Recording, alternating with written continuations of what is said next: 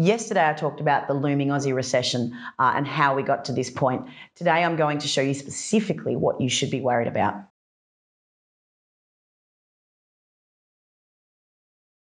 One thing people do need to be worried about is the interconnectivity of global markets. If one market falls, then it's going to take the rest of them with us. We're all very synced up these days. Just a handful of the risks facing Australians today, for example, are rising Australian household debt. We are the second most indebted nation in the entire world, and that is terrifying. We've got the trade war escalation between China and the US. Now, this is by no means finished. That's going to take another couple of years to play out. And Australia is, we're piggy in the middle in this one. There's no happy ending for us here. Already, China's retaliating, so to speak, by turning away Australian coal, and that will progress. But another thing too, and this touches on the interconnectivity of global markets that I mentioned before, and this is an emerging markets debt crisis, but not just emerging markets debt, so to speak, but emerging markets US dollar denominated debt. Now, what that means is private corporations in emerging markets have generally taken out US dollar denominated loans. But the problem with that is that money needs to be paid back in US dollars. Now, as the US dollar gets stronger, like we have seen through interest rate hikes from the Federal Reserve Bank, that weakens the value of other currencies around the world. And in turn, that reduces their ability to pay back their US dollar denominated loans. So if one company defaults on this US dollar denominated debt, we actually don't know what sort of problems it would trigger.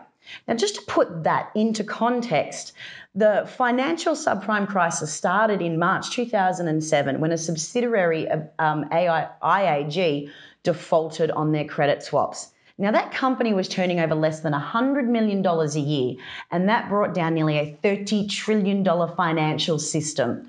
So just because I'm talking about emerging markets, US dollar denominated loans, sure, it might only be for $10 or $20 million or even $1 billion. We don't know the impact, what one small default could happen. We don't know what the trigger could be throughout the financial system.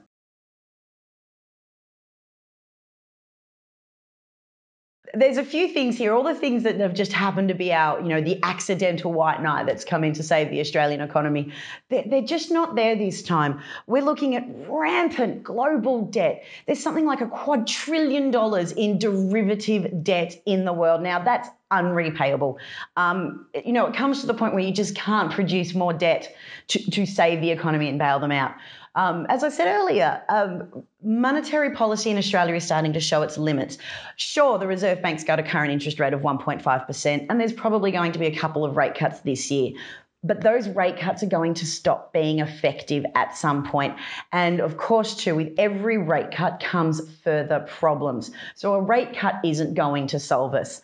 And the other thing, too, that we really need to consider is, the limitations of the Australian government. Generally governments like to come in and start propping up an economy with infrastructure programs. Well, we don't really need that much more built. Like, we've already got $80 billion worth of federal projects underway. We don't need white elephant projects for the government to save the Aussie economy. But furthermore, it would save a portion of the Aussie economy. Other people would still be affected by that. And more to the point, if they do go in and start creating these giant infrastructure programs, there's only one way to do that, and that's with debt. And by increasing that debt means we pass that debt burden on to our kids once more. It generally leads to much higher taxes in the future, and also to, again, it reduces the value of our currency. If our debt levels increase too high, the Australian dollar will weaken, and again, that could reduce money flowing into the Aussie economy. So we don't really have a tool bag to save us from a crisis this time. Everything that we've used in the past couple of decades, we've used up. The batteries are dead. And Chinese money, well, they hate us and they're broke essentially. They've run their credit machines. I know that's a simplified way of saying it, but they've pumped as much money as they can into their economy. They're facing the same sort of problems we are too. Like, if they keep throwing money into their system, it creates all sorts of problems on their balance sheets at their end. And again, as I said it before, our government's actively damaging our relationship with the Chinese government. So, China's not going to be in any sort of hurry Murray to come in and, prop up the Aussie economy once more. The miracle, could be ending. I don't think people fully get the impact contagion will have. Many years ago, when I was discussing the impacts of contagion in the financial markets, I had somebody make an offhand comment about, well, Australia survived the 1997 Asian currency crisis, and if we survived that, even though they're our neighbour, we'll probably survive any further crisis that came our way. Well, that was true then, yes, and it wasn't because they're our neighbour and we survived. It was because our markets weren't interconnected back then. We were still very much separated from the rest of the world from a financial markets point of view. But our fragility was demonstrated during the 2007 and 2008 market crashes. That was when Australia got a glimpse of just how connected our markets finally were. And it's even worse this time. I mean, there's something like $700 million that Australian banks owe to international corporations around the world. So everything is interlinked in a way that it was never linked before. One of the things I haven't mentioned yet, but it is really important, and it goes back to that emerging markets US dollar denominated debt, is some of those people with those US dollar denominated debts, well, they're our biggest trading partners. We're talking India, China, Brazil, Malaysia, Singapore. These are countries that actually have taken out US dollar denominated debt, and they do business with us. So we are just as exposed to these loans going bad.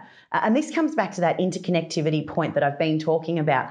Our markets are very, very linked now. So contagion is something that could have a drastic impact on not only our financial markets, but obviously each of us individually. Don't be complacent. That's, the most important thing I want people to take away from this video is to not underestimate the risks and the impact this could have on you. I've prepared a strategy to help you navigate the trouble that's ahead, and it's something that nobody else is talking about. I'm going to send you an email tomorrow with a link to the report. Inside, it has information on how you can help get through what I believe is a crisis coming and help protect your wealth, but also it might even actually help you grow your wealth in a very tumultuous time. Make sure you don't miss it.